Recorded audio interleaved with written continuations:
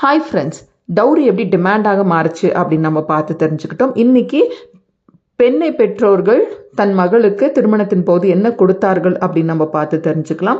ஆதியாகமம் 29-24 நம்ம பார்க்கும்போது லாபான் தன் மகளாகிய லேயாளுக்கு திருமணத்தின் போது ஜில்ஃபா என்கிற ஒரு பணிப்பெண்ணை கொடுக்கறத நம்ம பார்க்க முடியும்.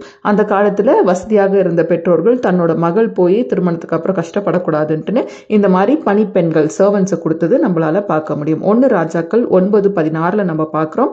எகிப்தின் ராஜாவாகிய ஃபரோஹா தன்னோட மகளுக்கு கெசேர் பட்டணத்தை வரதட்சணையாக கொடுத்ததை நம்ம பார்க்க முடியும். அதே போல அக்சலை, காலேபோட மகளாகிய அக்சலை தனக்கு நீங்க வறண்ட நிலத்தை கொடுத்துட்டீங்க, எனக்கு நீர்ப்பாய்ச்சலான இடத்தை கொடுங்க அப்படின்னு கேட்கும்போது காலேபத்தை கொடுத்தாருன்னு நம்ம பார்க்குறோம்.